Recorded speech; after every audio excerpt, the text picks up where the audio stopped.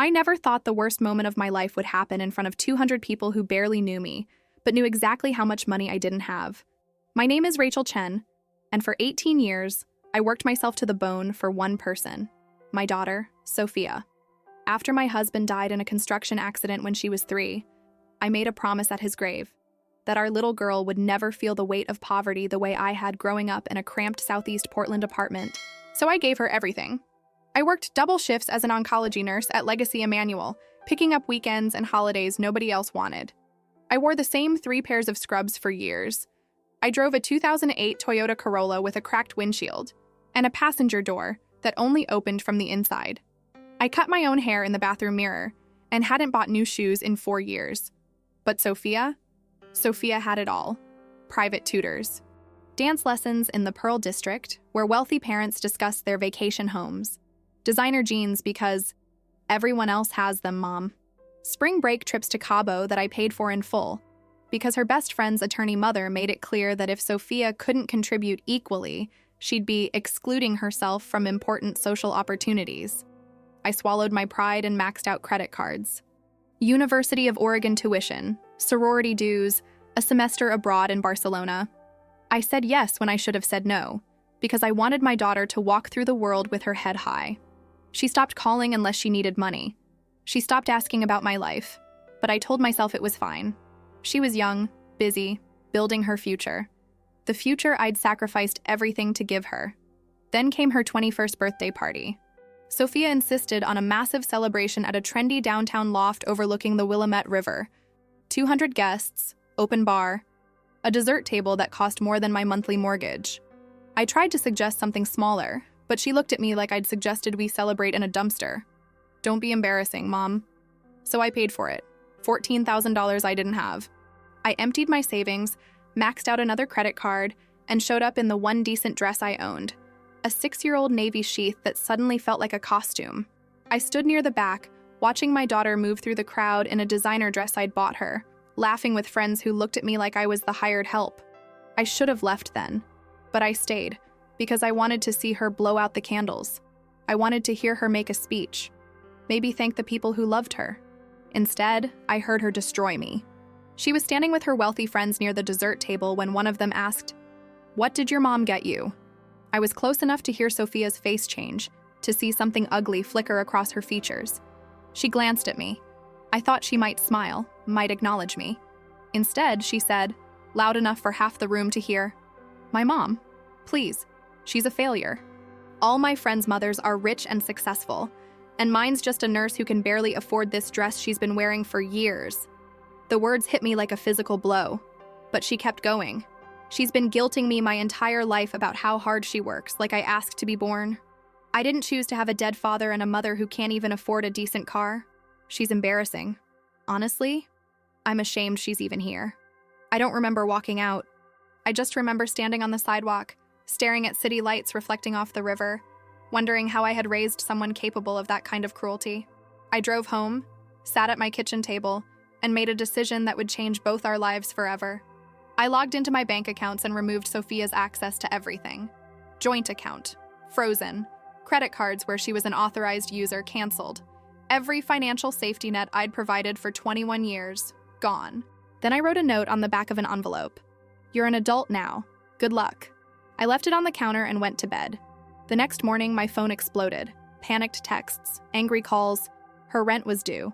Her car payment bounced. Her credit cards were declined at brunch. For the first time in her life, Sophia had to face reality without my money cushioning every fall. I didn't answer. I didn't rescue her. I did what I should have done years ago. I let her struggle. What followed was brutal. Eviction notices, job rejections, friends who disappeared when she couldn't keep up with their expensive lifestyle. She moved to a studio apartment in a neighborhood she used to mock, took 2 minimum wage jobs, and learned what it actually meant to work for survival. And I started reclaiming my life, buying groceries without guilt, getting my hair cut at a real salon, learning to exist as Rachel, not just Sophia's mom. But every night I lay awake wondering, had I done the right thing? Or had I destroyed the only relationship that mattered? 6 months later, I received a handwritten letter. Inside was an apology. Messy, imperfect, but real. Sophia told me about working 2 jobs, about crying herself to sleep, about finally understanding what I'd sacrificed. She didn't ask for money. She just said she was sorry. I'm still holding that letter, and I still don't know if I'm ready to answer. Because here's the question that keeps me awake. How much does love require forgiving? And if I forgive her, does that mean what she did was okay? Or does it mean I'm strong enough to let it go? This is the story of the hardest decision I ever made, and whether love can survive when you stop sacrificing yourself for it. Morning shift, 7 a.m. to 3 p.m. Evening shift, 3 p.m. to 11 p.m. Night shift, 11 p.m. to 7 a.m. For 18 years, I worked them all, sometimes back to back, at Legacy Emmanuel Medical Center in North Portland. The oncology ward on the 5th floor became more familiar to me than my own living room. I knew which fluorescent light in the break room flickered. I knew that the coffee maker in the nurse's station only worked if you hit it twice on the left side.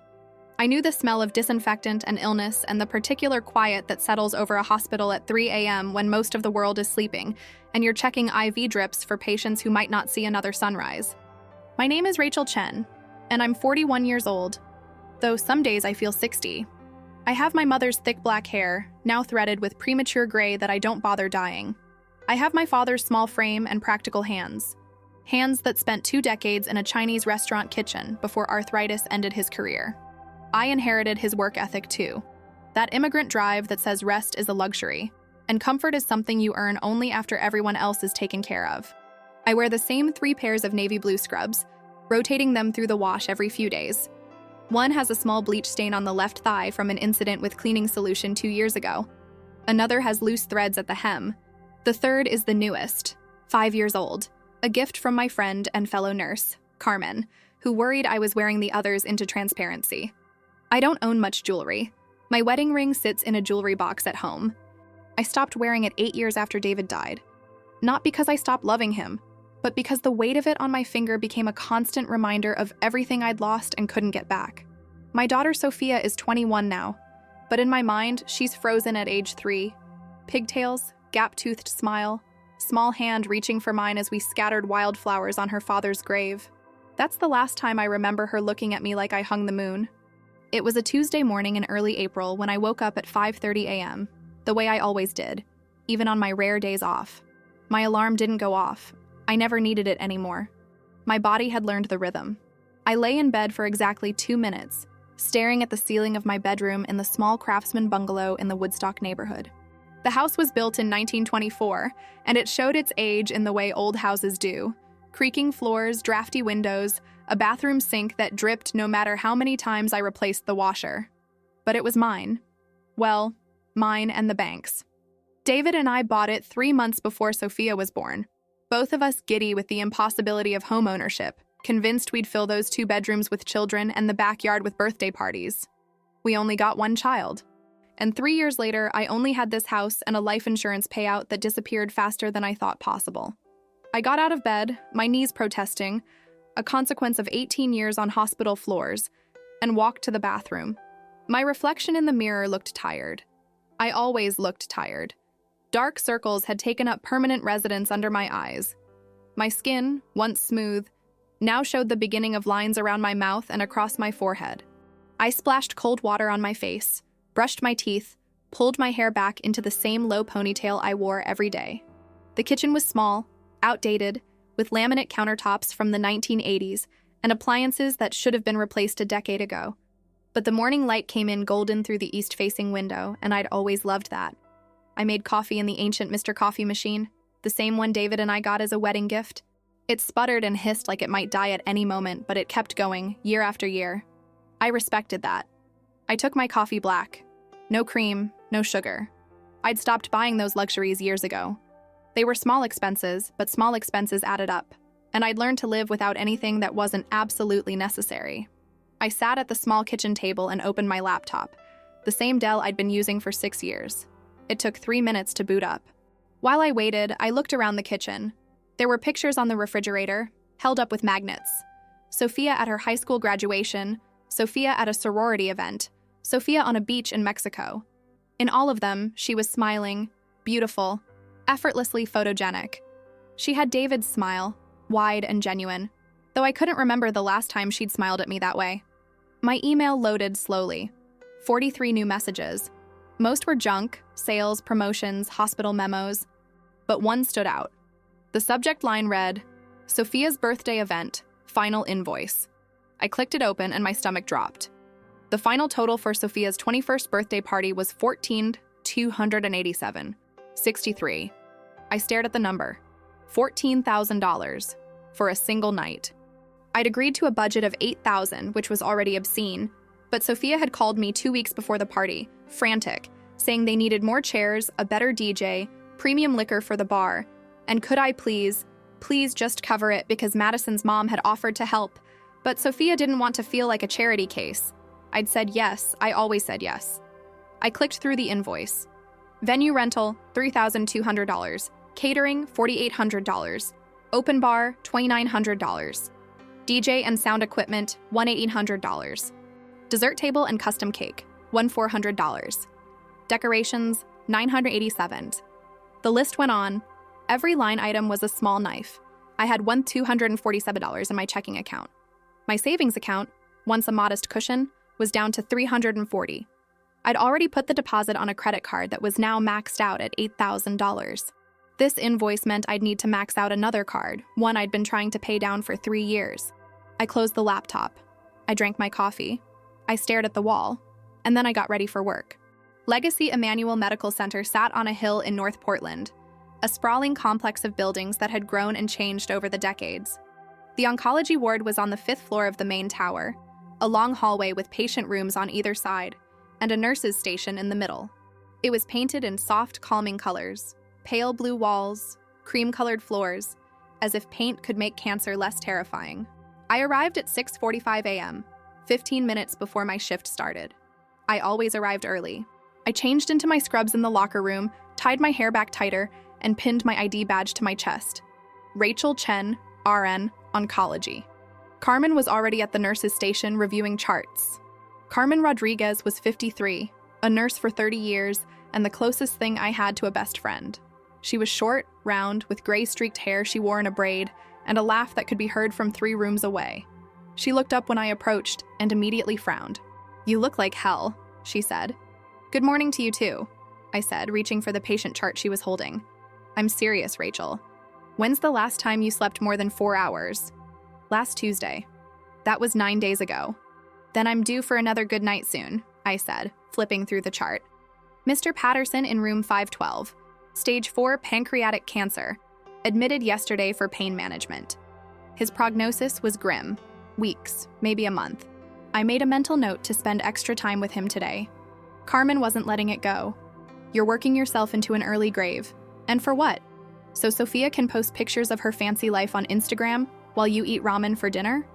I looked up sharply. "Don't. I'm just saying what everyone's thinking. That girl doesn't appreciate a damn thing you do for her." "She's my daughter," I said quietly. "That doesn't mean you have to destroy yourself for her." I didn't respond. I took Mr. Patterson's chart and walked away, my shoes squeaking on the polished floor.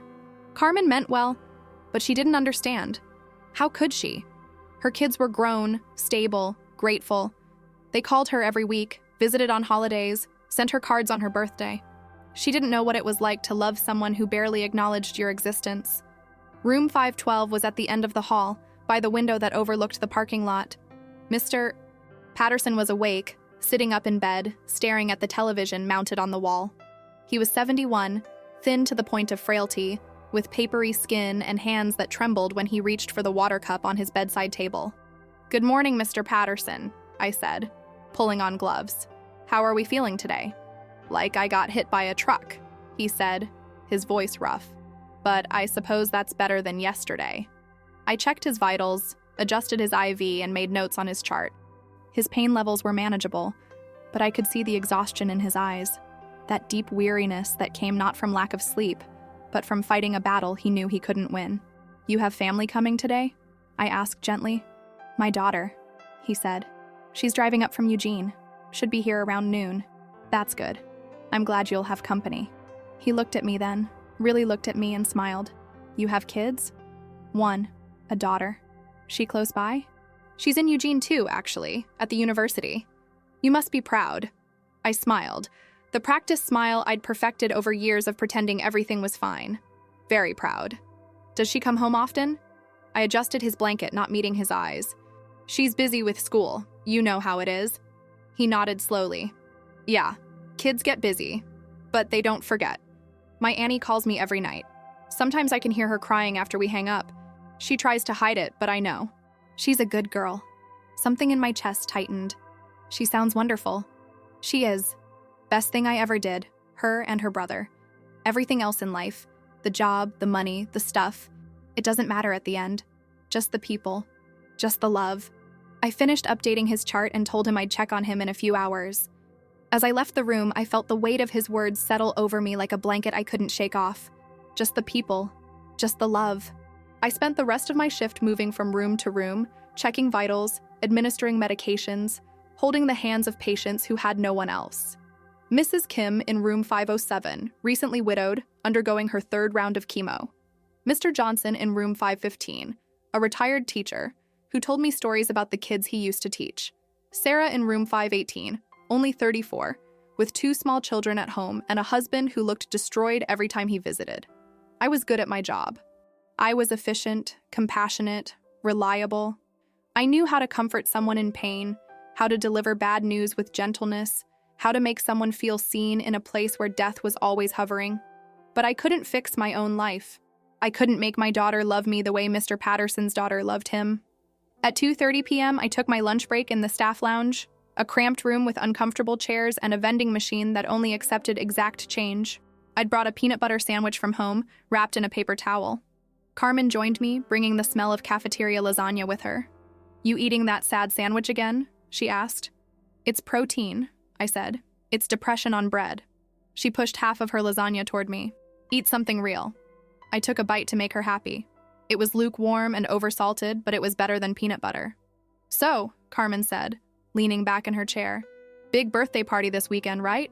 For Sophia? I nodded, chewing slowly. Where's it at? Some loft space downtown near the river. Fancy. Very. How much is this costing you? I set down my sandwich. Too much. Carmen shook her head. You know what you need to do? You need to tell that girl no. Just once. Just to see if she remembers how to solve her own problems. She's celebrating a milestone, I said. I'm not going to ruin it by being cheap. There's a difference between cheap and reasonable, Rachel. This isn't reasonable.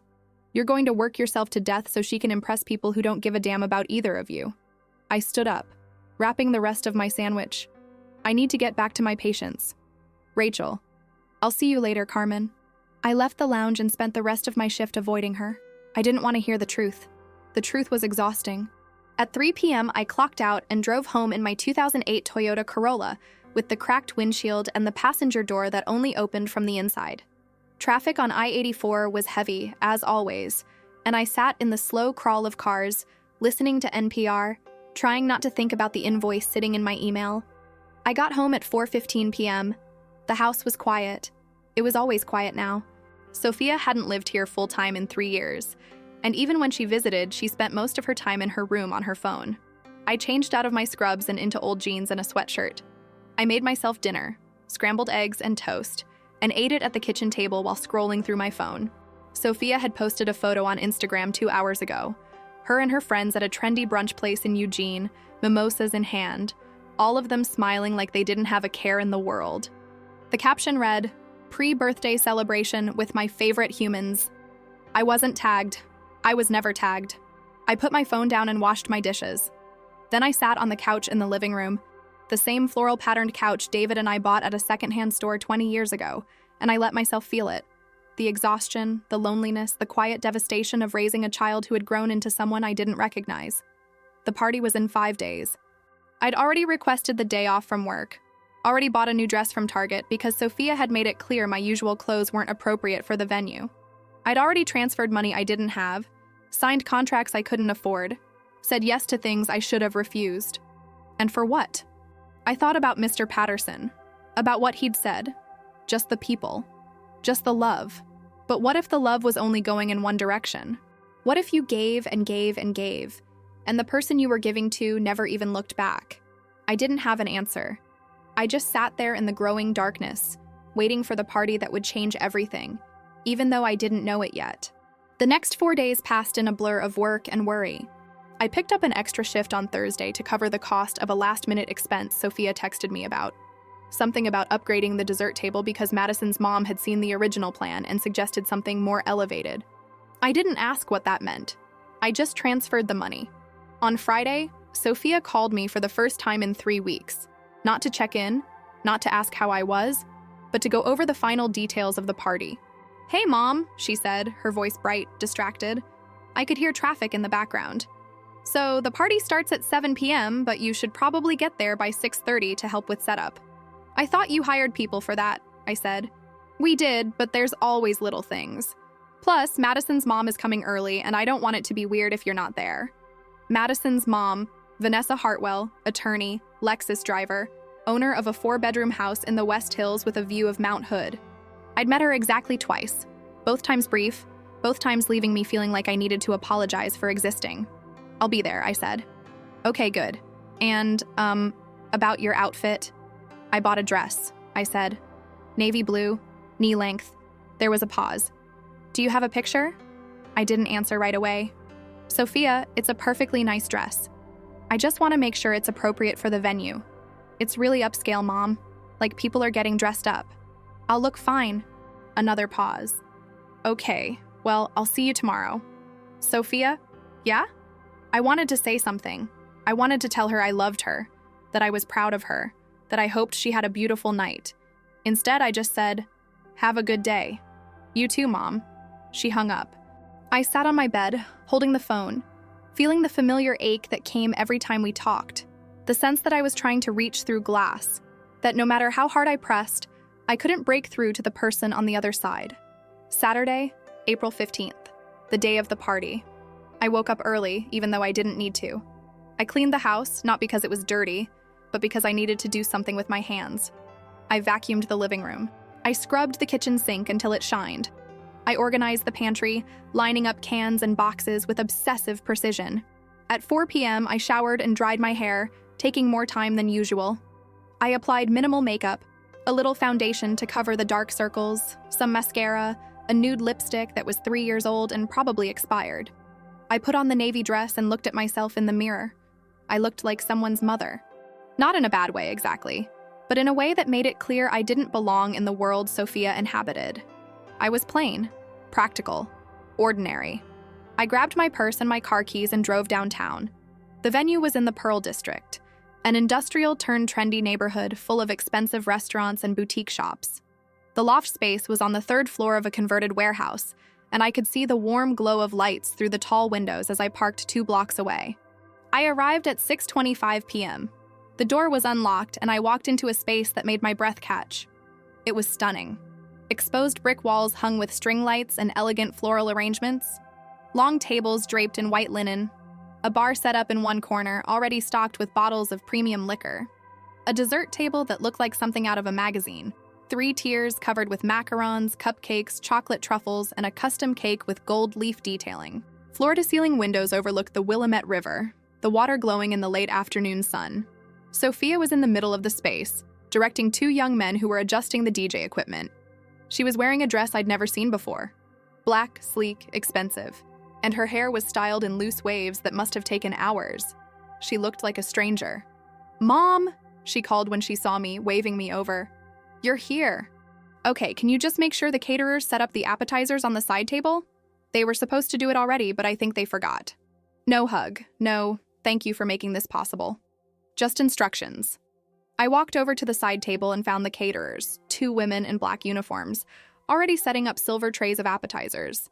Everything was under control. Sophia had just wanted something for me to do.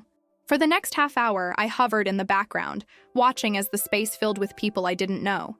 Sophia's friends arrived in groups, all of them beautiful, laughing, taking photos. Madison showed up with her mother, Vanessa, who was wearing a cream-colored suit that probably cost more than my mortgage payment. She air-kissed Sophia and didn't even glance in my direction. By 7 p.m., the party was in full swing. The music was loud, the bar was crowded, and I stood near the back, holding a glass of water, watching my daughter move through the crowd like a celebrity. I should have left then. I should have known how this would end. But I stayed.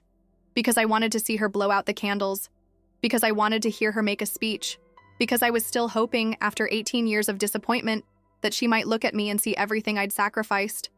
Instead, what I got was a lesson I'd never forget. Character count, 2,500. Continuing to reach 25,000, 30,000 characters. At 8:30 p.m., the energy in the room had reached a fever pitch. The DJ was playing something with a heavy bass line that made the floor vibrate.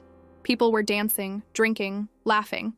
I watched from my corner near the windows, nursing my second glass of water, feeling more invisible by the minute. Sophia was at the center of it all, radiant, surrounded by a rotating cast of friends who wanted photos with her, who wanted to toast her, who wanted to be close to her light. I saw her throw her head back laughing at something Madison said, and for a moment, just a fleeting second, I remembered her as a little girl, laughing the same way when I pushed her on the swing set at Laurelhurst Park. Where had that little girl gone? Carmen had texted me twice during the party. First, "How's it going?" And then, 20 minutes later, "You okay?" I hadn't answered. What would I say? That I was standing in a room full of people celebrating my daughter, and I'd never felt more alone in my life? At 9 p.m., the caterers brought out the cake, a massive 3-tiered creation with buttercream flowers and gold accents that caught the light like jewelry. Everyone gathered around, phones out, filming. The DJ lowered the music and someone handed Sophia a microphone. This was it. The moment I'd been waiting for. Sophia held the microphone and smiled at the crowd. "Oh my God, you guys, I can't believe you're all here. This is insane.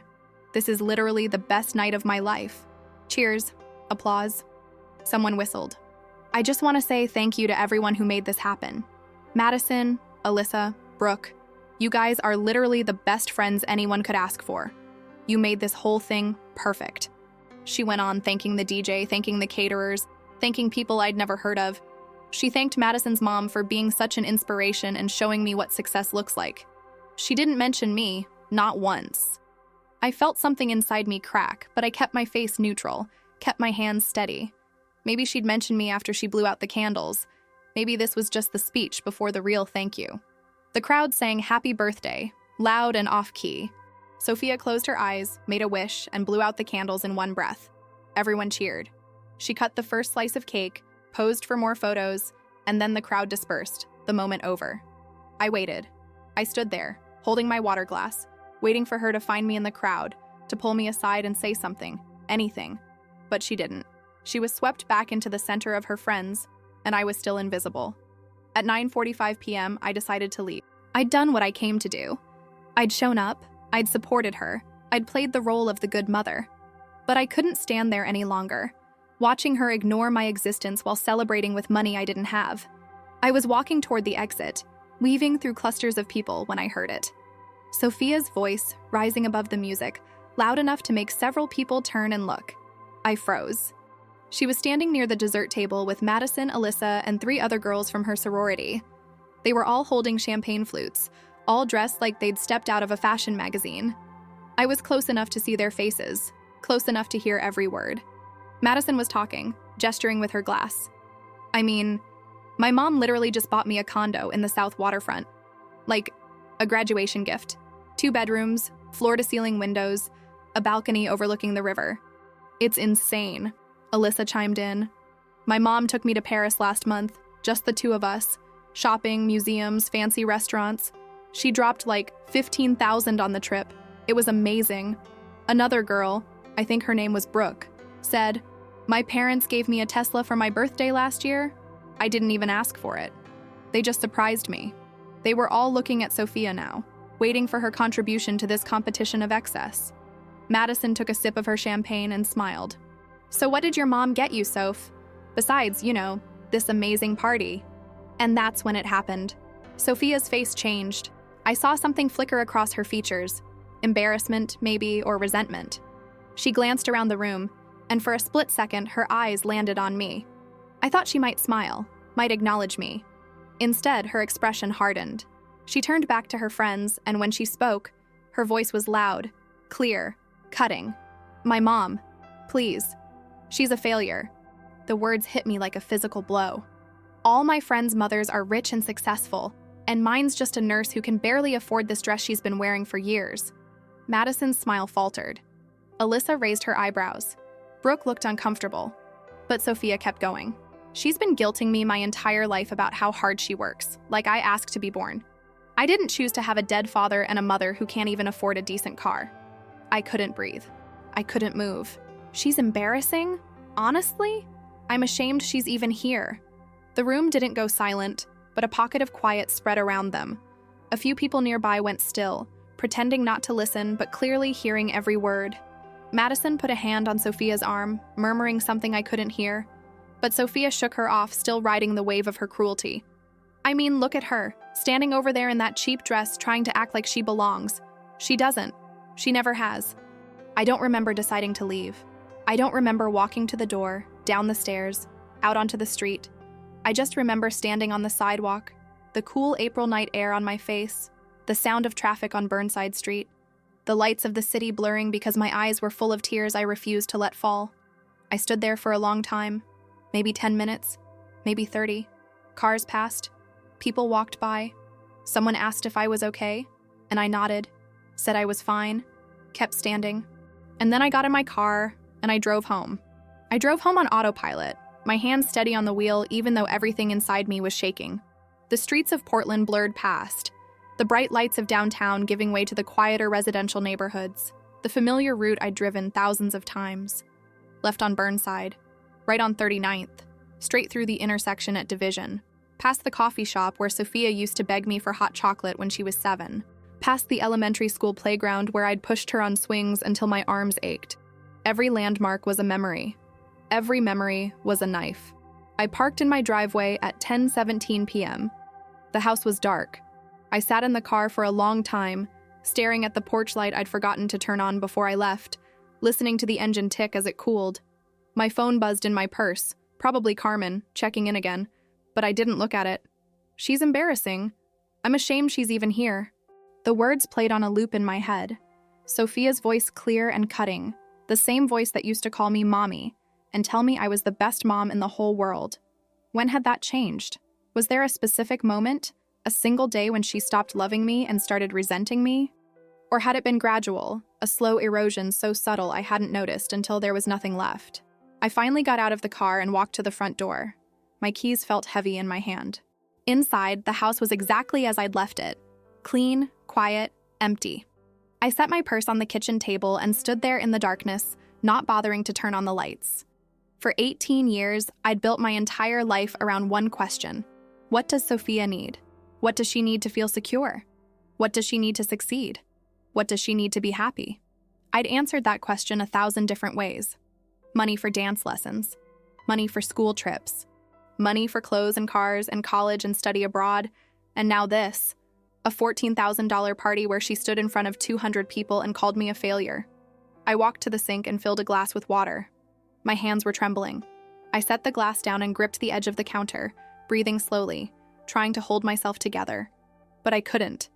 The sob came from somewhere deep in my chest, a sound I didn't recognize as my own. And then I was crying. Really crying. The kind of crying I hadn't let myself do since the day we buried David. I slid down to the kitchen floor and sat there with my back against the cabinet, tears streaming down my face, my whole body shaking. I cried for the little girl who used to crawl into my bed during thunderstorms. I cried for the teenager who stopped hugging me goodbye. I cried for all the times I'd said yes when I should have said no. All the sacrifices that had meant nothing. All the love that had gone unreturned.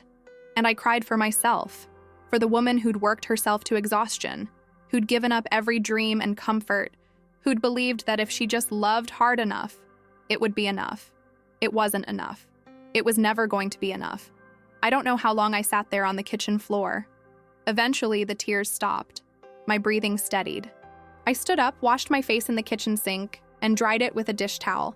And then I made a decision. I opened my laptop at the kitchen table. The screen's blue glow felt harsh in the darkness, but I didn't turn on any lights. I logged into my bank account and stared at the numbers on the screen. Checking account, 1,247. 18 savings account, 340. Z0 credit card. 1, $8,000, maxed out. Credit card. 2, $6,200, nearly maxed out. Then I opened a separate window, the joint checking account I'd set up when Sophia turned 18. I'd added her as an authorized user so she could access money for emergencies, for school expenses, for anything she needed. The balance was $3,147, money I'd been setting aside for her graduation gift. I stared at that balance for a long time, then I clicked Manage Users and Remove Sophia's access. A confirmation box appeared. Are you sure you want to remove Rachel Sophia Chen as an authorized user? I clicked yes. Next, I logged into the credit card accounts. Sophia was listed as an authorized user on both cards. I removed her from the first one, then the second. Each time the system asked me to confirm. Each time, I confirmed. When I was done, Sophia had no access to any of my money. I sat back in my chair, my heart pounding. This was real now. This wasn't just anger or hurt feelings. This was action. For a moment, doubt crept in. What if she had an emergency? What if she needed something urgently? What if I was overreacting, being vindictive, letting one awful moment destroy 18 years of motherhood? But then I heard her voice again. She's embarrassing. I'm ashamed she's even here. The doubt evaporated. I found an envelope in the kitchen drawer, the kind I used for bills. I pulled out a pen and wrote on the back, my handwriting shaky but legible. Sophia, you're an adult now. Good luck. Mom. I left the envelope on the kitchen counter, propped against the coffee maker where she'd see it if she came home, though I doubted she would. She hadn't stayed at the house in months, not since she'd moved into her apartment near campus in Eugene with 2 roommates whose parents paid their rent. I closed my laptop. I went to my bedroom. I changed into an old t-shirt and pajama pants. I got into bed and stared at the ceiling. I didn't sleep, but I didn't cry either. I just lay there in the darkness, feeling something I hadn't felt in years, a strange, painful kind of relief. Sunday morning came with gray skies and the promise of rain. I woke up at 5:30 a.m. as always, and for a moment I forgot what I'd done. Then I remembered, and my stomach clenched. My phone was on the nightstand, face down. I picked it up. 7 missed calls from Sophia, 12 text messages, 3 voicemails. I didn't listen to the voicemails. I didn't read the texts. I turned my phone off and set it back down. I got up, made coffee, and sat at the kitchen table. The envelope was still there, propped against the coffee maker. She hadn't come home. I thought about calling Carmen, but I didn't know what I'd say. I just cut my daughter off financially. I just nuked the one relationship that mattered most to me. I just chose myself for the first time in 18 years, and I have no idea if it's the right thing or the worst mistake of my life. Instead, I drank my coffee in silence and watched the rain begin to fall outside the kitchen window. At 9 a.m., I turned my phone back on. The screen immediately lit up with notifications. More calls, more texts. I ignored them all except one. A text from Carmen. Call me when you can. I'm worried. I called her. She picked up on the first ring. Jesus, Rachel, I've been trying to reach you all morning. Are you okay? I'm fine, I said, my voice flat. You don't sound fine. What happened last night? Did something go wrong at the party? I told her. Not everything. I couldn't bring myself to repeat Sophia's exact words, but enough. The humiliation, the public dismissal, the ride home, the decision I'd made at my kitchen table in the middle of the night. Carmen was silent for a long moment. Then she said quietly, Good. Good? I repeated. Good. That girl needed a wake-up call, and you finally gave her one. Carmen, I don't know if I did the right thing. You did. Rachel, listen to me. You've been enabling her for years, paying for everything, saying yes to everything, letting her treat you like an ATM machine. And for what? So she could throw it in your face in front of 200 people? No. You did the right thing. She's going to hate me, I whispered. Maybe. But maybe she'll also learn something. And if she doesn't, then at least you'll know you tried. We talked for another 20 minutes. Carmen told me about her shift yesterday, about a patient who'd coded and been revived, about her grandson's upcoming baseball game. Normal things. Grounding things. By the time we hung up, I felt slightly more steady, but my phone was still full of messages from Sophia. I knew I'd have to face them eventually. I waited until 2 p.m. Then I opened the text thread. The first messages, sent at 8:47 a.m., were confused. Sophia. Mom, where are you? Sophia. Why aren't you answering? Sophia. I need to talk to you. Then, at 9:15 a.m., confusion turned to panic. Sophia. My card isn't working. Sophia. It says declined. Sophia. What's going on? At 9:42 a.m., Sophia. Mom, answer your phone. Sophia. Something's wrong with my bank account. Sophia, I can't access anything. At 10:18 a.m., panic turned to anger. Sophia, did you do something to my accounts? Sophia, this is insane. Sophia, you can't just cut me off like this. Sophia, I have bills to pay. Sophia, call me now. At 11:33 a.m., Sophia, Madison's mom is helping me figure this out. Sophia, she says what you're doing is financially abusive. Sophia, you can't just take away access without warning. Sophia, this is illegal. I almost laughed at that. Illegal. As if Sophia had any legal right to money that wasn't hers, that had never been hers, that I'd earned through 18 years of double shifts and sacrificed sleep and meals I'd skipped so she could eat at expensive restaurants with her friends. The most recent text, sent at 1:47 p.m. Sophia, I can't believe you're doing this. Sophia, over one comment? Sophia, you're being so dramatic. Sophia, everyone says stuff they don't mean when they're drinking. Sophia, you're ruining my life over one comment. That's what she thought this was. One comment. Not a pattern of disrespect that had been building for years. Not the 1,000 small cruelties, the dismissals, the times she'd made me feel invisible. Just one comment that I was being dramatic about. I typed a response, my fingers moving slowly across the screen. Me. You're 21 years old. You have a college degree. You're capable of supporting yourself. Good luck. I hit send before I could second-guess myself. The response came within seconds. Sophia, are you serious right now? Sophia, you're really going to do this? Sophia, fine. Sophia, I don't need you anyway. Sophia, I never did. I read that last message 3 times. I never did. I turned off my phone again and set it on the table. Then I sat there in my quiet house, in the gray afternoon light, and wondered if I just made the best decision of my life, or the worst. The first week was the hardest. Sophia called 23 times. She left voicemails that ranged from angry to pleading to coldly rational. I listened to 2 of them, then stopped. In the first one, she said, Mom, this is insane. You can't just cut me off like this. I have rent due in 4 days. I have a car payment, I have bills. Do you want me to be homeless? Is that what you want? In the second one, her voice was different. Smaller, younger. Mom, please. I'm sorry about what I said. I was drunk. I didn't mean it. Please call me back. We can talk about this. But she didn't sound sorry. She sounded scared. There's a difference. I went to work every day. I took care of my patients.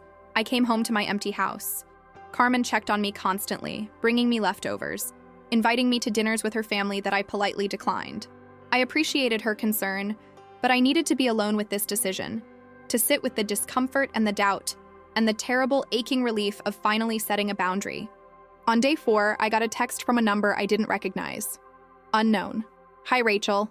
This is Vanessa Hartwell, Madison's mother. I think we should talk about the situation with Sophia. She's very upset and I'm concerned about her well-being. Can we meet for coffee this week? I stared at the message for a long time. Vanessa Hartwell, with her expensive suits and her condescending smile, and her daughter who'd never had to work for anything in her life.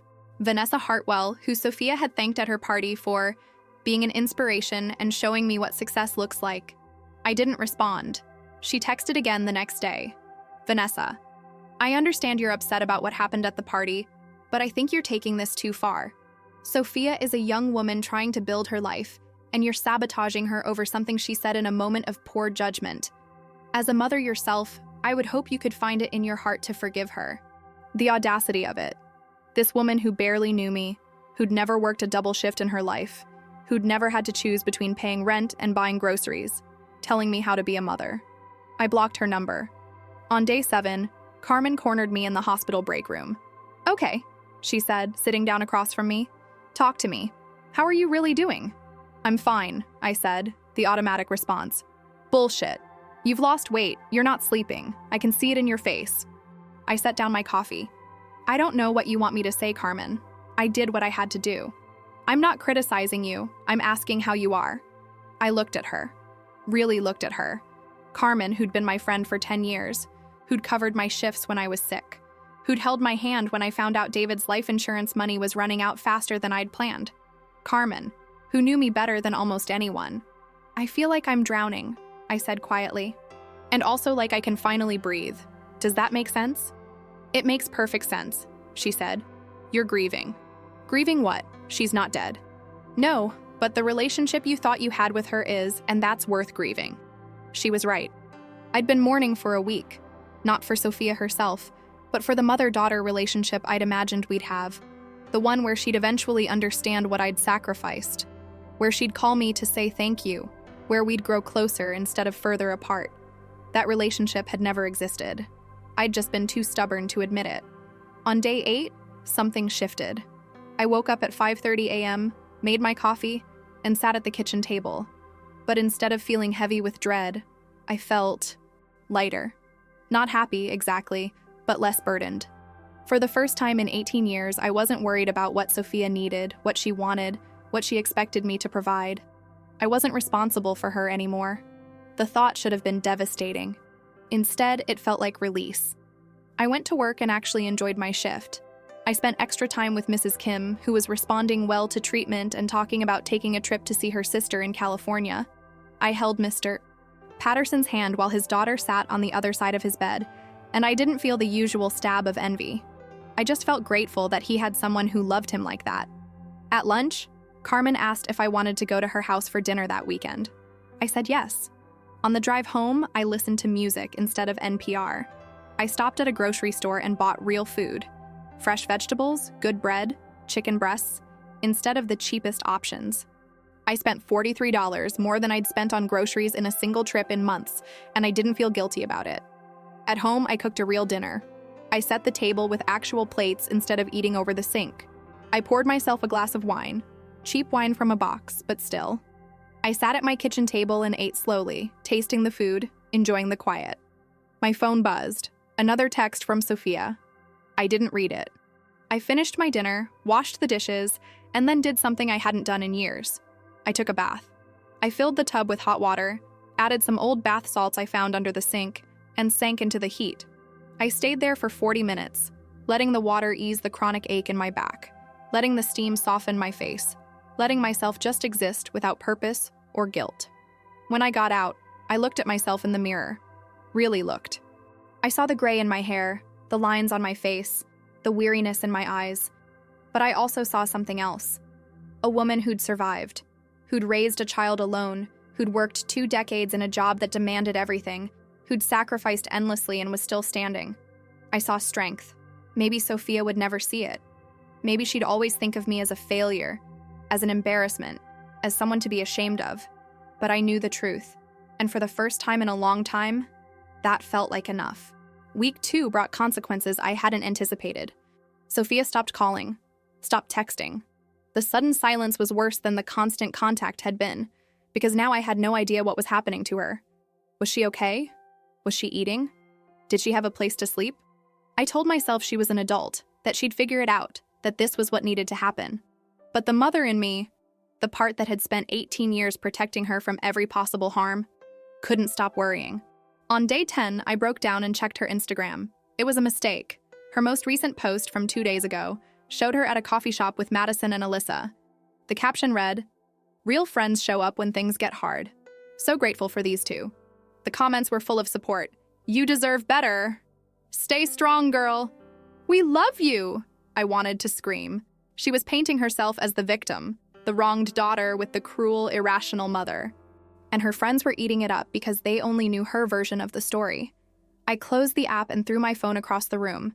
It hit the couch and bounced onto the floor, unharmed. Carmen called me that night. "I heard something," she said carefully. "About Sophia?" "Yeah, Maria's daughter goes to U of O. She said Sophia's been telling people you had a breakdown and cut her off without warning, that you're going through some kind of mental health crisis." I laughed, a bitter sound. Of course she is. Maria's daughter knows that's not true. She's been setting the record straight when she can. But Rachel, people are going to believe what they want to believe. Let them, I said. I don't care what strangers think of me. But you care what Sophia thinks? I didn't answer because she was right. On day 14, reality came for Sophia. I know this because Madison's mother called me from a different number, one I hadn't blocked. I almost didn't answer, but curiosity got the better of me. "Rachel," Vanessa said, her voice tight, "we need to talk. I have nothing to say to you." Sophia got an eviction notice. She's being kicked out of her apartment at the end of the month. I felt my stomach drop, but I kept my voice steady. That's unfortunate. Unfortunate? Rachel, she's going to be homeless. She has nowhere to go. She has a college degree and 2 working legs. She can get a job and find a new place. She's been trying. Do you know how hard it is to find work right now, especially with no experience? Yes, I said quietly. I do know. I've been working since I was 16 years old. I've never had the luxury of not knowing. There was a pause. Look, I understand you're angry, but this is your daughter. Are you really going to let her be homeless out of spite? This isn't spite. This is a consequence. There's a difference. She's 21, Rachel. She's practically a child. She's an adult. And she made it very clear at her birthday party that she doesn't need me, that she never did. I'm simply taking her at her word. You're being cruel. No, I said, my voice hardening. I was cruel to myself for 18 years, saying yes when I should have said no, giving her everything when she appreciated nothing. I'm done being cruel to myself.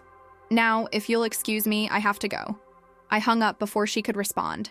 My hands were shaking. I sat down at the kitchen table and put my head in my hands.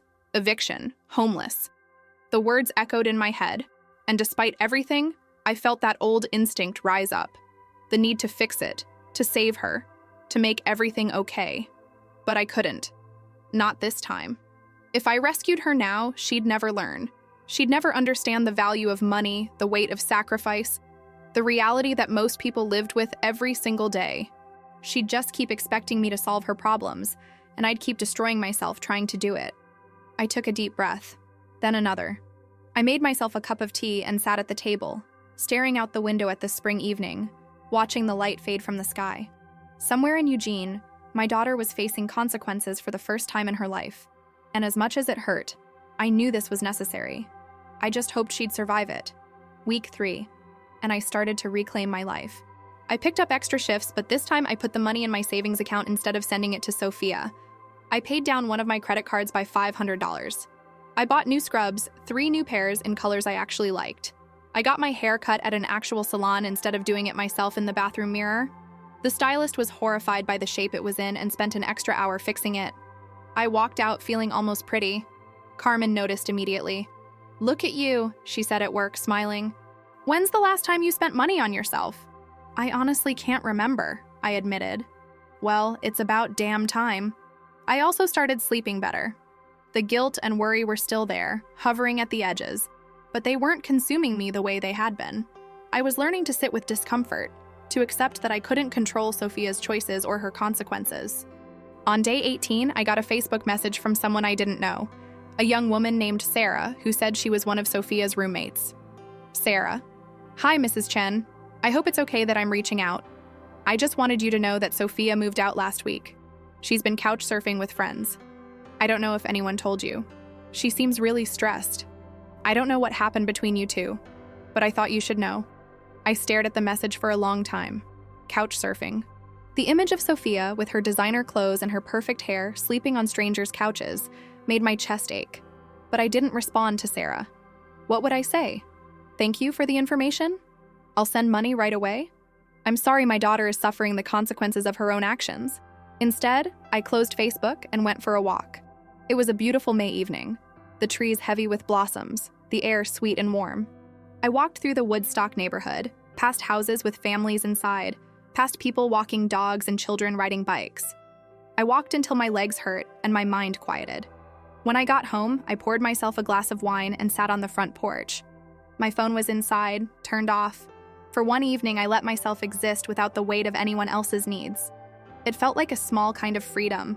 On day 21, 3 weeks exactly since the party, I came home from work to find someone sitting on my front steps. It took me a moment to recognize her.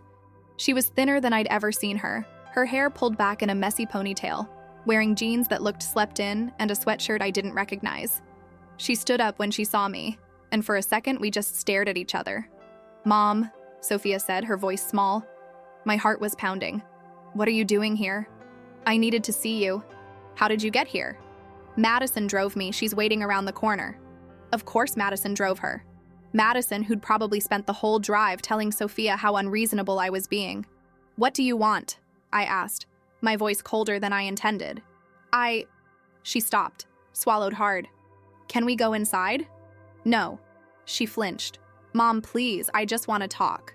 So talk. She looked around as if hoping for privacy that wasn't coming, then met my eyes.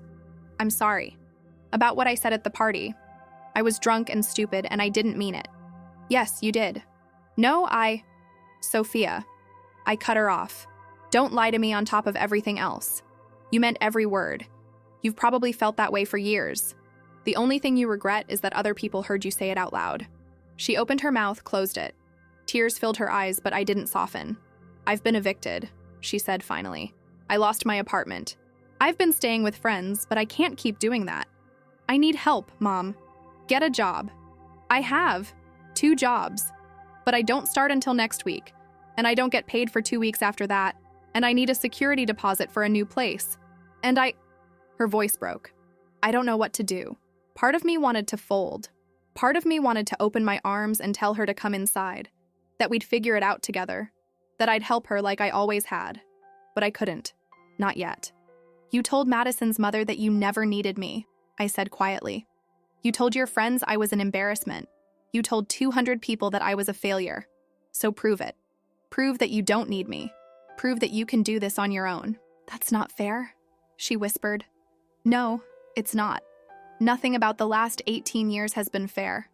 But here we are. She was crying openly now, tears streaming down her face. What do you want from me? What do I have to do to fix this? I don't know, I said honestly, but I know it's not going to be fixed by one apology and a request for money. You need to figure out who you are without my safety net. And I need to figure out who I am without you taking up all the space in my life. So that's it? You're just done with me? I'm not done with you. I'm done sacrificing myself for someone who doesn't see the sacrifice. She stood there staring at me, and I saw something shift in her face. A flicker of understanding maybe, or just the realization that this time I wasn't going to give in. Madison's waiting, she said finally, her voice hollow. I know. She walked down the steps, then turned back. I do need you, Mom. I know I said I didn't, but I do. Then show me, I said. Not with words, with actions. She nodded, wiping her eyes, and walked away. I watched her disappear around the corner, watched Madison's white BMW pull away from the curb, and then I went inside. I sat at the kitchen table for a long time, my whole body shaking. I'd done it. I'd held firm. I'd set a boundary and refused to let it crumble, even when every instinct screamed at me to give in. But God, it hurt. I called Carmen. She answered immediately. I need you, I said, and my voice broke on the words. I'm on my way, she said without hesitation. She arrived 20 minutes later with takeout Chinese food and a bottle of wine. We sat at my kitchen table and I told her everything. She didn't offer advice or judgment. She just listened, refilled my wine glass, and let me cry. You did the right thing, she said finally. Then why does it feel so awful? Because you love her, and love doesn't stop hurting just because you set boundaries. We ate cold lo mein and drank too much wine, and for a few hours, I let myself lean on someone else's strength instead of pretending I had enough of my own. Week 4 brought unexpected clarity. Sophia didn't contact me again, but Sarah, her former roommate, messaged me twice more with updates. Sophia had found a studio apartment in Gresham, one of the less expensive neighborhoods east of Portland.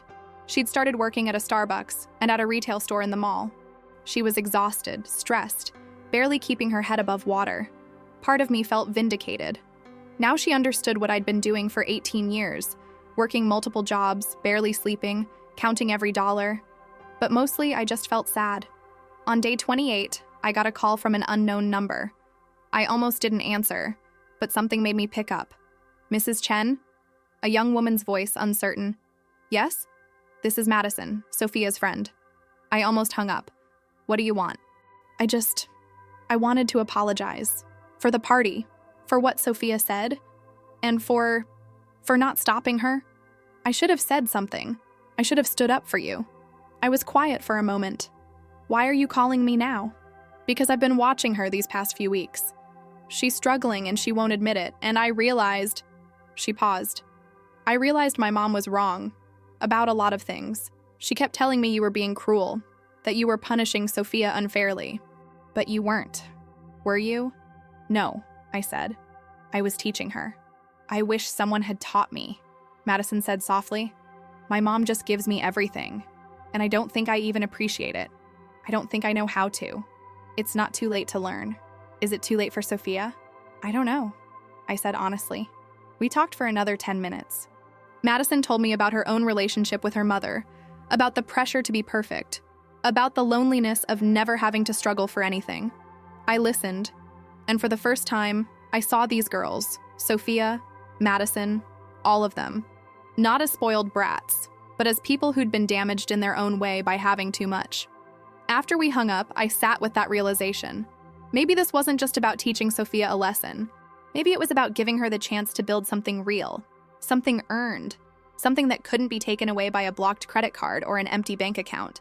Maybe I'd given her the hardest gift of all, the opportunity to become someone worth respecting. Week 5, and I received a letter. It arrived on a Tuesday, hand-delivered to my mailbox with no postage, no return address, just my name on the envelope in handwriting I'd recognize anywhere. I stood on my front porch and stared at it for a long time before opening it. Inside were 3 pages, front and back, covered in Sophia's messy cursive. My hands trembled as I unfolded them. Dear Mom, I don't even know where to start. I've written this letter 20 times, and every version feels wrong, but I'm running out of paper and I need to just say this. I'm sorry. I know you probably don't believe me. I know you've heard me say sorry before and it didn't mean anything because nothing changed, but I need you to know that this time, I mean it. Really, truly mean it. What I said at the party was horrible. It was cruel and ungrateful and wrong. And you're right. I didn't just mean it in that moment. I think I felt that way for a while, maybe for years, and I didn't even realize how awful that was until you walked away. I've been angry at you for so long. Angry that you weren't like Madison's mom or Alyssa's mom, that you didn't have a fancy job or a nice car or a big house. I was embarrassed by you, and that's the worst part. Not just that I felt it, but that I let it define how I treated you. But here's what I've learned in the past month. None of that matters. None of it. I've been working 2 jobs, Mom. Minimum wage, both of them. I work at Starbucks from 5 a.m. to 1 p.m., then I go straight to the mall and work retail until 9 p.m. I come home to a studio apartment that's smaller than my old bedroom, and I'm so tired I can barely stand. My feet hurt. My back hurts. I eat ramen because it's all I can afford. I haven't bought new clothes in a month. I take the bus everywhere because I can't afford gas. And every single day I think about you. I think about how you did this for 18 years. How you worked double shifts. How you came home exhausted. How you never complained. I think about all the times I asked you for money and you just said yes, even though I know now that you didn't have it. I think about the dance lessons and the school trips and the study abroad program and that stupid, expensive birthday party that cost more than some people make in 3 months. I think about the fact that I never once said thank you. Not really, not in a way that mattered. Mom, I've been living in the real world for 5 weeks and it's the hardest thing I've ever done. And you did it alone with a toddler after Dad died. You did it without complaining, without asking for help, without expecting anything in return. I didn't just call you a failure. I called the strongest person I know a failure. And I'm so, so sorry. I'm not writing this to ask for money. I know you probably think that's what this is, but it's not. I'm not asking you to fix this for me. I'm doing that myself. It's hard, and it sucks, and I cry a lot, but I'm doing it. I'm learning what it means to work for something, to appreciate what I have, to understand that nothing is free. I just wanted you to know that I'm sorry, and that I love you, and that I finally understand what you were trying to teach me. I don't know if you'll ever forgive me. I don't know if I even deserve forgiveness. But I needed you to know that I get it now. I finally get it. I hope you're taking care of yourself. I hope you're sleeping better. I hope you're not working as many shifts. You deserve to rest, Mom. You deserve to have a life that isn't just about taking care of me. I love you. I'm sorry. And thank you for everything. Your daughter, Sophia. I read the letter 3 times, standing there on my porch with tears streaming down my face. The last page had small water stains on it, places where her own tears had fallen while she wrote. This was real. This wasn't manipulation or desperation. This was understanding. I went inside and sat at the kitchen table, the letter spread out in front of me. I traced the words with my finger, reading phrases over and over. The strongest person I know. I finally get it. Thank you for everything. Part of me wanted to call her immediately, to tell her I forgave her, to ask if she needed help. But another part, the wiser part, knew that this wasn't the end. This was just the beginning. Sophia needed to finish what she'd started. She needed to keep working, keep struggling, keep learning to stand on her own. And I needed to keep holding this boundary, not as punishment, but as the greatest act of love I could offer. I folded the letter carefully and put it in a drawer in the kitchen, next to the envelope I'd written a month ago. 2 pieces of paper that marked the end of one relationship and the fragile beginning of another. Then I called Carmen. "She wrote me a letter," I said when she answered. And I think she might actually mean it this time. "What are you going to do?" I looked out the window at the late afternoon sun, at the garden that was starting to bloom after a long winter. "I'm going to wait," I said. "I'm going to let her keep growing. And when she's ready, really ready, we'll try again." "That's brave," Carmen said softly. "Or stupid. I haven't decided which yet." She laughed. "Can't it be both?" The next 2 months passed in a strange kind of limbo. I didn't respond to Sophia's letter, but I kept it in the drawer, taking it out sometimes to read when I was having a hard day. I went to work. I came home. I started doing things I'd put off for years. I planted flowers in the front yard. I fixed the leaky faucet in the bathroom. I joined a book club that Carmen had been inviting me to for ages. I was learning how to be Rachel, not just Sophia's mother. Through Sarah and occasionally through Madison, I heard updates. Sophia was still working 2 jobs. She'd gotten a small raise at Starbucks after proving herself reliable. She'd moved to a slightly better apartment. She was tired but managing. She never asked them to contact me on her behalf. In July, 2 months after the letter, I got a text from an unknown number. Unknown. "Hi, Mom. This is Sophia." New number. "I don't expect you to respond. I just wanted you to know I got promoted to shift supervisor at Starbucks. It's not much, but I'm proud of it. I earned it. I hope you're well. I love you." I stared at that text for a long time. Then I saved the number in my phone and typed a response. "Me. I'm proud of you too." 3 words. But they felt like a beginning. She didn't respond, and I didn't expect her to. We were learning a new language, one based on respect instead of obligation, on pride instead of guilt. In August, I took my first real vacation in 10 years. Just a long weekend at the coast, staying in a cheap motel, walking on the beach, reading books, eating fish and chips from a food truck. Carmen came with me, and we spent 3 days doing nothing but relaxing and laughing and remembering what it felt like to exist without constant worry. On the last day, sitting on the beach at sunset, I felt something shift inside me. The guilt that had been my constant companion for months was finally fading. In its place was something quieter, something that felt almost like peace. I'd done the right thing. It had been hard, harder than anything I'd ever done, but it had been right. Sophia was learning to take care of herself, and I was learning to take care of me. September came, and with it, a phone call. It was a Saturday morning, and I was in the garden, pulling weeds and enjoying the cool autumn air. My phone rang, and I saw Sophia's number on the screen. My heart jumped. We'd exchanged a few texts over the summer, brief, polite, surface-level things, but we hadn't spoken since that day on my porch. I answered. "Hello? Mom." Her voice was different, steadier, more grounded. "Do you have a minute?" "Yes." I wanted to ask, would you be willing to meet me for coffee, here in Portland? I have a day off next Saturday and I could drive up. My first instinct was to say yes immediately, but I made myself pause, made myself think. Why? Because I miss you, and because I think I'm ready to have a real conversation. Not just apologies, but I want to try to build something new, if you're willing. And if I say no, then I'll understand, and I'll keep working on myself, and maybe someday you'll be ready. I closed my eyes, feeling the sun on my face, the dirt under my fingernails, the phone warm against my ear. "Okay," I said. "Coffee, next Saturday." "But, Sophia..." "Yeah?"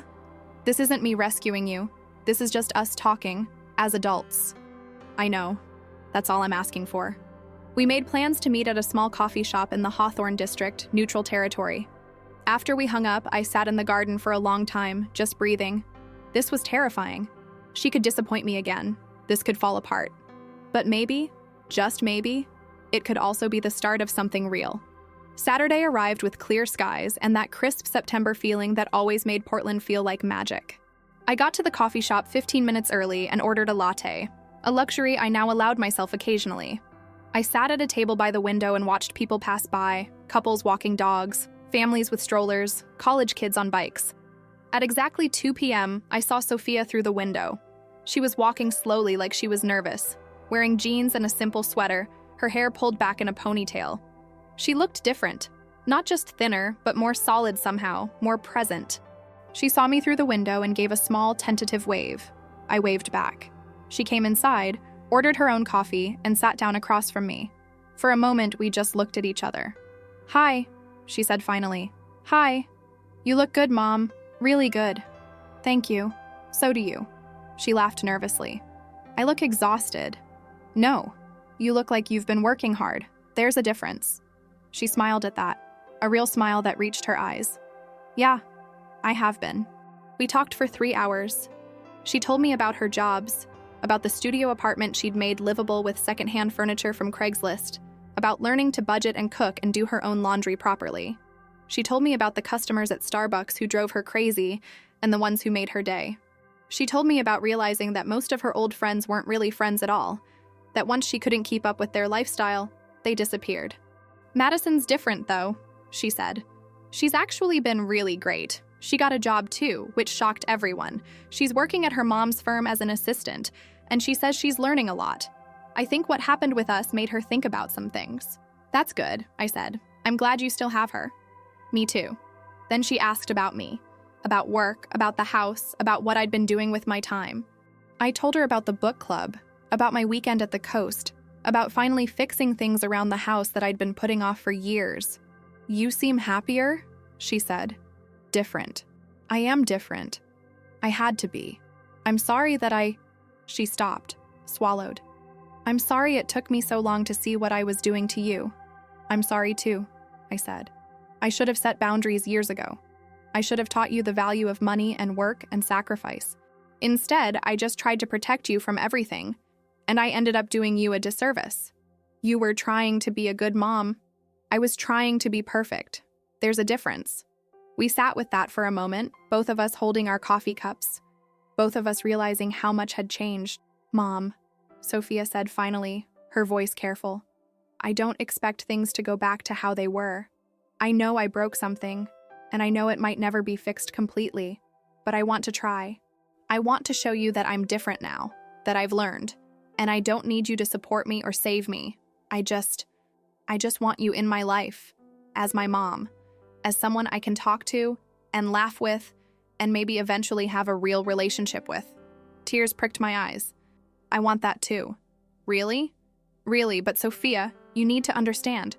I can't go back to being who I was before. I can't go back to saying yes to everything, to sacrificing everything, to putting your needs above my own well-being. That version of me is gone." "I don't want her back," Sophia said firmly. "I want this version, the one who sets boundaries, the one who takes care of herself, the one who's strong enough to say no." I reached across the table and took her hand. She squeezed back, and I felt something in my chest. Not forgiveness exactly, not yet, but the possibility of it. "Okay," I said. "Let's try." We didn't fix everything that day. We couldn't have. But we started. We agreed to meet for coffee once a month, a regular time to check in, to talk, to slowly rebuild trust. We agreed that Sophia would continue supporting herself, that I wouldn't step in to solve her problems unless she explicitly asked and I felt it was appropriate. We agreed that honesty, even when it was uncomfortable, was better than resentment. As we stood outside the coffee shop saying goodbye, Sophia hugged me. It was brief, slightly awkward, but genuine. "Thank you," she whispered, "for not giving up on me." "Thank you," I said, "for not giving up on yourself." She got in her car, a beat-up Honda Civic she'd bought from a coworker for $2,000, and drove away. I stood on the sidewalk and watched her go, feeling something I hadn't felt in years. Hope.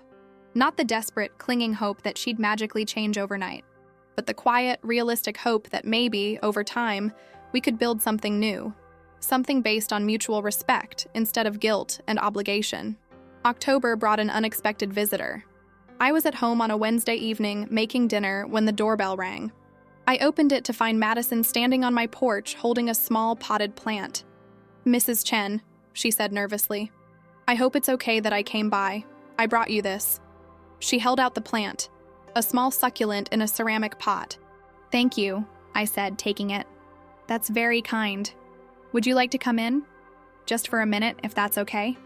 We sat in the living room, and for a moment, Madison just looked around, taking in the modest furniture, the old carpets, the family photos on the wall. I wanted to apologize, she said finally.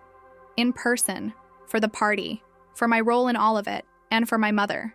You don't need to apologize for your mother. Yeah, I do. She said some really awful things about you. She was wrong. What changed your mind? I asked gently.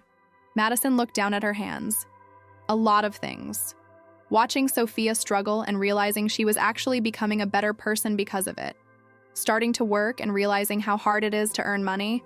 And honestly, seeing the way you set a boundary and stuck to it, even when everyone was telling you that you were wrong, that took guts. My mom never says no to me. She just throws money at problems. And I'm starting to realize that hasn't actually helped me at all. What are you going to do about it? I don't know yet, but I'm trying to figure out who I am without the safety net. It's scary. But Sophia's doing it, and if she can, so can I. We talked for another 20 minutes. I learned that Madison was seriously considering moving out of her mother's house, getting her own apartment, building a life that didn't revolve around her parents' money. She was scared, but determined. As she left, she turned back. Sophia's really lucky, you know, to have a mom who cares enough to let her fail. She doesn't feel lucky, I said. She will, Madison said confidently. Give her time. November came with rain and early darkness. Sophia and I had our second coffee date, then a third. Each one felt easier, more natural. We were learning how to talk to each other again, how to exist in the same space without resentment or obligation clouding everything. She told me she was thinking about going back to school, maybe getting a certificate in something practical. Medical billing, maybe. Or web design. Something that would lead to a real career, not just minimum wage jobs. I could take classes part-time while I work, she said. It would take longer, but I could do it myself. Without loans, without help. I want to prove to myself that I can. That's a good plan, I said, and I meant it. In mid-November, I got a call from Mr. A. Patterson's daughter, Annie. Mr. Patterson had passed away peacefully in his sleep. She wanted to thank me for taking care of him during his final weeks, for making him feel seen and valued. He talked about you all the time, she said. He said you reminded him of his mother. Strong, selfless, endlessly kind. He said he hoped your daughter knew how lucky she was. After we hung up, I cried. Not just for Mr. Patterson, though I mourned him, but for the reminder that life was short, that relationships mattered, that the time we had with the people we loved was finite and precious. I thought about Sophia, about the months we'd lost to anger and hurt. And I thought about the months ahead, about the possibility of rebuilding something real. I texted her, I love you, I'm proud of you, I'm glad we're trying. She responded immediately, I love you too, Mom, more than you know. December arrived with the first snow, rare for Portland, beautiful and unexpected. Sophia called me on Christmas Eve. Mom, I know this is last minute, but would you want to have dinner with me tomorrow? Nothing fancy, just us. I can cook. Well, I'll try to cook. I smiled. I'd like that. Really? Really. What time? Is 5 p.m. okay? I'm off work at 3. Perfect. Should I bring anything? Just yourself.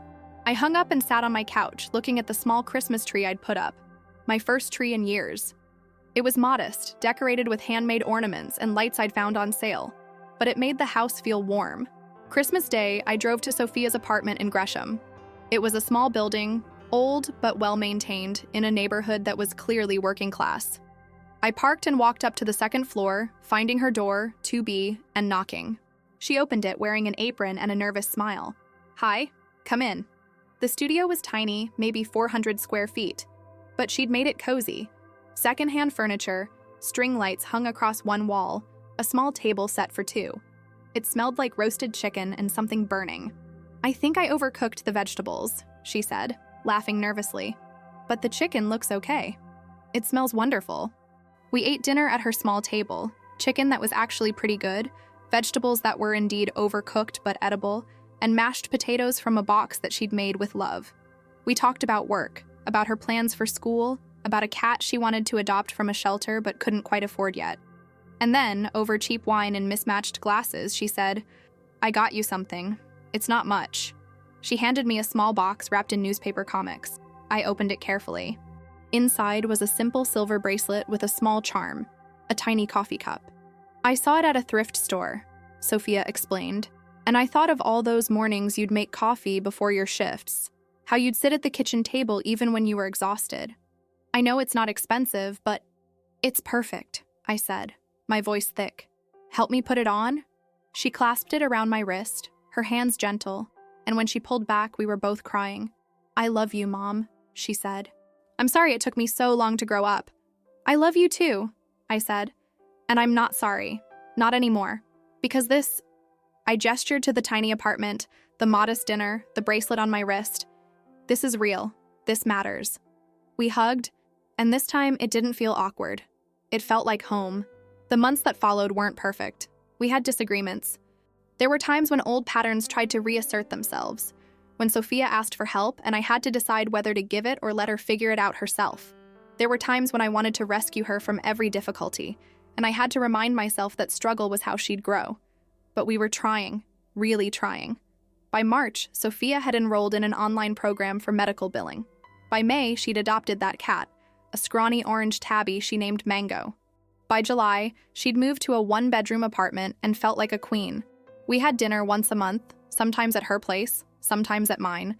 We texted regularly, not constantly, but enough. She sent me pictures of Mango. I sent her pictures of my garden.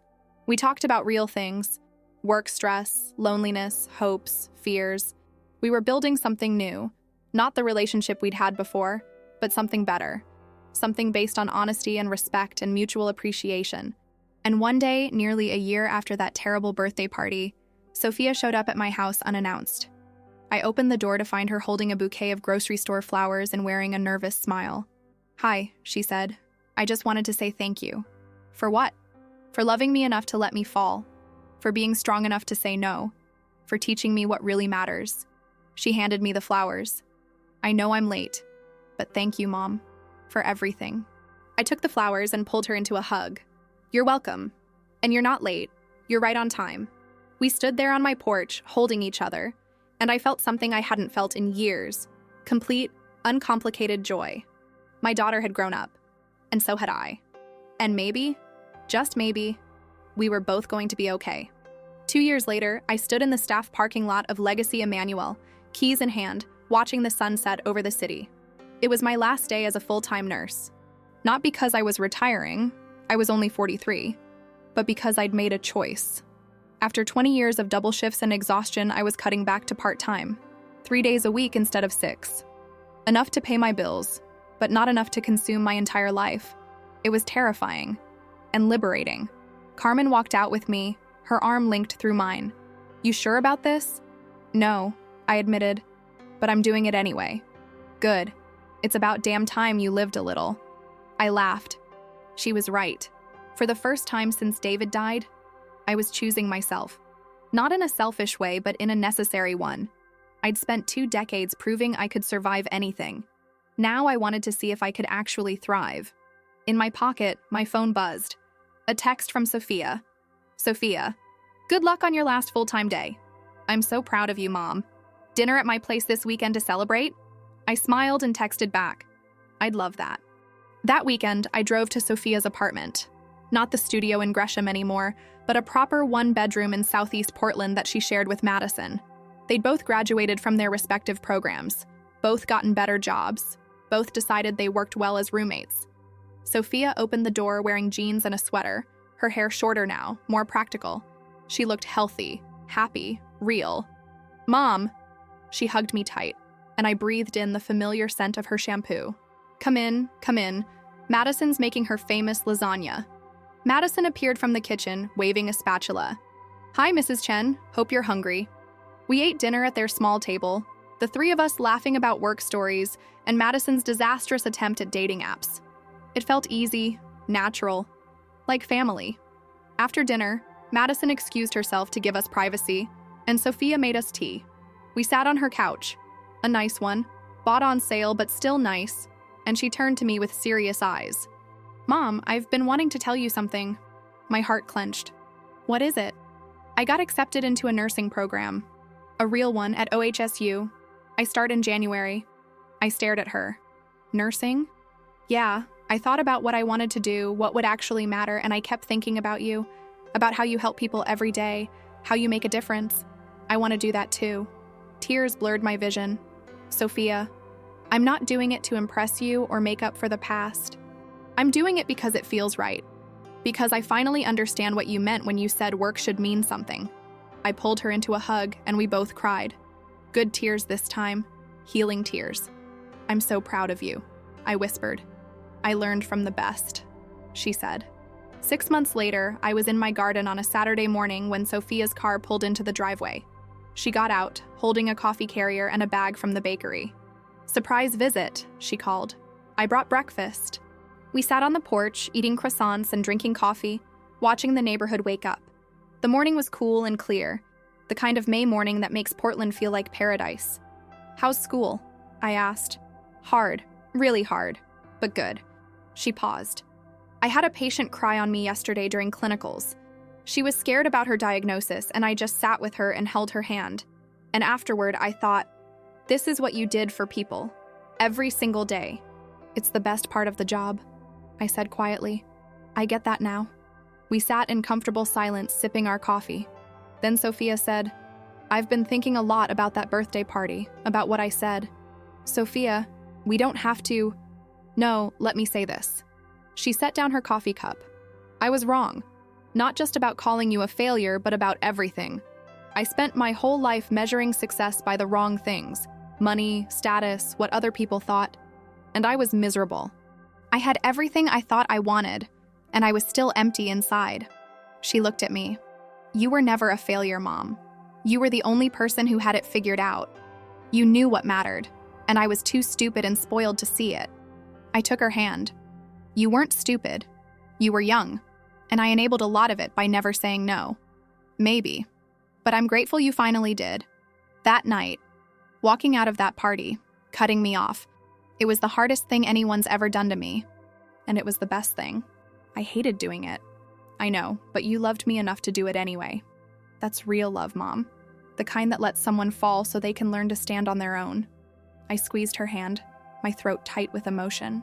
I'm never going to be able to pay you back for everything you sacrificed, she continued, but I can honor it, by living differently, by being someone you can be proud of. I already am, I said. I have been for a long time. We finished our breakfast as the sun climbed higher, warming the porch, illuminating the garden that I'd finally had time to tend properly. The flowers were blooming, roses and lavender and bright yellow coreopsis. Everything was growing. 1 year later, I attended Sophia's pinning ceremony for nursing school. She stood on stage in her white uniform receiving her pin, and when they called her name, I stood up and cheered louder than anyone else in the room. Afterward, we took photos outside. Sophia, me, Carmen, Madison, and a few of Sophia's classmates. Everyone was smiling, celebrating the end of one journey and the beginning of another. As we walked to the parking lot, Sophia linked her arm through mine. Thank you for coming, Mom. I wouldn't have missed it for anything. You know what's crazy? 3 years ago, I thought happiness was expensive clothes and fancy parties and being envied by other people. And now, the happiest I've ever been is standing here in this ugly parking lot with you. I laughed. It is pretty ugly. The ugliest, but perfect. We stood there for a moment, just the two of us, mother and daughter, survivors of our own mistakes, builders of something new and infinitely better than what we'd lost. I love you, Mom, she said. Thank you for not giving up on me, even when I gave up on myself. I love you too, I said. Always have. Always will. She hugged me tight and I closed my eyes, memorizing this moment, the feel of her arms around me, the spring air, the sounds of laughter from her friends nearby, the absolute certainty that we were going to be okay. Not perfect, not without struggles or disagreements or hard days ahead, but okay, together, real, and that was more than enough. Epilogue: 5 years after the birthday party, I received an invitation in the mail. Heavy cardstock, elegant script, Rachel Chen. You are cordially invited to celebrate the wedding of Sophia Chen and Michael Torres. At the bottom, in Sophia's handwriting, Mom, I want you to know that none of this would be possible without you. Not just the wedding, but the life I've built. The person I've become. Thank you for loving me enough to let me grow. I hope you'll stand beside me as I start this next chapter. The wedding was small, held in a garden in June, with 30 people who genuinely mattered. Sophia wore a simple dress she'd bought on sale. Michael, a teacher she'd met while volunteering at a community clinic, looked at her like she hung the moon. I stood beside her as she'd asked, holding her hand before she walked down the makeshift aisle. "You look beautiful," I whispered. "I'm so nervous," she admitted. "That's because it matters. The things that matter are always a little scary." She squeezed my hand. "When did you get so wise?" "I've always been wise. You just weren't ready to listen." She laughed, kissed my cheek, and walked toward her future. During the reception, she pulled me aside. "I have something for you." She handed me an envelope. Inside was a check. Not for a huge amount, but significant. $5,000. "Sophia, it's not repayment," she said quickly. "I could never repay you for everything. This is just, I wanted to give you something, to say thank you, to show you that I understand now what every dollar cost you." I folded the check and put it back in the envelope. "I'll put it toward that trip to Italy I've been thinking about." Her eyes lit up. "You're going to Italy?" "Maybe. Carmen and I have been talking about it. We both need an adventure." "That's amazing, Mom. You deserve it. You deserve everything good." We hugged, and over her shoulder I saw Carmen watching us, smiling, giving me a thumbs up. Later, as the sun set and string lights illuminated the garden, I sat at a table with Carmen, watching Sophia and Michael dance. "You did good, Mama," Carmen said, raising her glass. "We did good," I corrected. "I couldn't have done it without you." That's what friends are for. We clinked glasses and I looked around. At Sophia laughing with her new husband, at Madison catching the bouquet, at all these people celebrating love and new beginnings. And I thought about that night, 5 years ago, when I walked out of an expensive loft and drove home in tears. I thought about the decision I'd made at my kitchen table, the months of silence and doubt, the slow, painful process of letting go and holding on at the same time. It had been the hardest thing I'd ever done, and it had saved us both. Sometimes love means sacrifice. Sometimes it means boundaries. Sometimes it means walking away so someone can learn to walk on their own. And sometimes, if you're lucky, it means watching them come back, not as the person they were, but as the person they were always meant to become. I raised my glass to the sky, to David, wherever he was. "She's going to be okay," I whispered. "We both are." And for the first time in 20 years, I absolutely believed it. "You're a failure. All my friends' mothers are rich, and you're not," my daughter screamed at her birthday party in front of over 200 guests. I just kept my composure and left, and the next morning, she discovered all the cards were blocked, and she'd have to support herself.